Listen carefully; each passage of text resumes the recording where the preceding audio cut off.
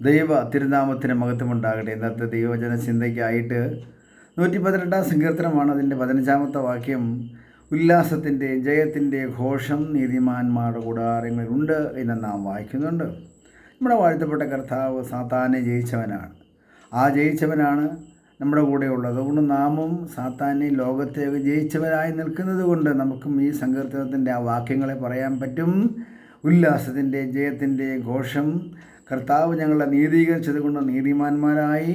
ഒരു കാലത്ത് ഞങ്ങൾ പാപികളും ദോഷികളും ആർക്കും വേണ്ടാത്തവരുമായി കിടന്നവരായിരുന്നു. എന്നാൽ ദൈവം ഞങ്ങളെ വിളിച്ചു വേർതിരിച്ചു രക്ഷയിലേക്ക് നടത്തി നീതിമാന്മാരാക്കിയ ആ നീതിമാൻ്റെ സ്നേഹം ഞങ്ങൾ ഓർത്തു സ്തോത്രം ചെയ്യുന്നു എന്ന് പറയുവാൻ നമുക്ക് ധൈര്യമുണ്ടാകട്ടെ. അങ്ങനെ നമ്മുടെ ജീവിതം അനുഗ്രഹപൂർണ്ണമാകും. ഇന്നലകളിൽ നമ്മുടെ ജീവിതത്തെ പുറകോട്ട് നോക്കുമ്പോൾ നമ്മുടെ താഴ്ചയെ നമ്മളെ ഓർത്തവനെ അവൻ്റെ ദയ എന്നേക്കുമുള്ളതെന്ന് വായിക്കുന്നത് പോലെ നമ്മുടെ താഴ്ചയെ കിടക്കുമായിരുന്നു അല്ലേ.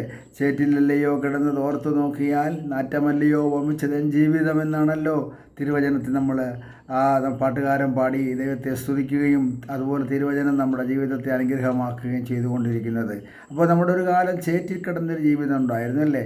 അതിൽ നിന്നും കർത്താവ് വലങ്കരം പിടിച്ച് നമ്മൾ ചേറ്റിൽ നിന്ന് ഉയർത്തി ഉറപ്പുള്ള പാറമേൽ നിർത്തി കൃപയുടെ കരങ്ങളിൽ നമ്മളെ സൂക്ഷിച്ച് നിർത്തിയില്ലേ. മരണത്തിൻ്റെ കരാളഹസ്തങ്ങൾ നമ്മൾ തകർത്ത് കളയാൻ നോക്കിയപ്പോൾ ഈ സങ്കീർത്തനത്തിൽ താഴോട്ട് വായിക്കുമ്പോൾ യഹോവയുടെ കൈ വീര്യം പ്രവർത്തിക്കുന്നു, യഹോവയുടെ കൈ ഉയർന്നിരിക്കുന്നു, ഞാൻ മരിക്കയില്ല, ഞാൻ ജീവനോടെ ഇരുന്ന് യഹോവയുടെ പ്രവൃത്തികളെ വർണ്ണിക്കും എന്ന് നമുക്ക് തിരുവചനത്തിൽ വായിച്ച് സ്തോത്രം ചെയ്യാൻ പറ്റുന്നുണ്ട്. അതേ, മരണഹസ്തങ്ങളെ മാറ്റി ജീവഹസ്തങ്ങളെ തന്ന് വിടുവിച്ച് ശക്തീകരിച്ച് ജീവനും ഭക്തിക്കും വേണ്ടതെല്ലാം നൽകിത്തന്ന് അനുഗ്രഹിച്ച് ഇതുവരെ കൊണ്ടെത്തിച്ച സർവശക്തനായ ദൈവത്തിൻ്റെ സന്നിധിയിൽ സന്തോഷിപ്പാൻ, ഉല്ലസിപ്പാൻ, ആനന്ദിപ്പാൻ ദൈവം നമുക്ക് കൃപ ചെയ്തു തന്നെങ്കിൽ ആ ദൈവത്തെ സ്തുതിച്ച് സന്തോഷിക്കട്ടെ. നമ്മളെ ജീവനോടെ നിർത്തിയ ദൈവത്തിന് മഹത്വം കൊടുക്കാം. വലിയവനായ ദൈവം നമ്മളെ ഈ വചനങ്ങളാൽ അനുഗ്രഹിക്കട്ടെ. ദൈവം അത്ഭുതങ്ങളുടെ ദൈവമാണ്. ദൈവം വലിയവ ചെയ്യും. ദൈവം മഹത്വത്തിൻ്റെ ദൈവമാണ്. നമ്മുടെ ജീവിതത്തെ ശോഭനമാക്കി അനുഗ്രഹമാക്കി തീർക്കാൻ പോകുന്നു. ഈ സങ്കീർത്തനം നമുക്കെല്ലാവർക്കും വിടുതലായിരിക്കാൻ സ്തോത്രം.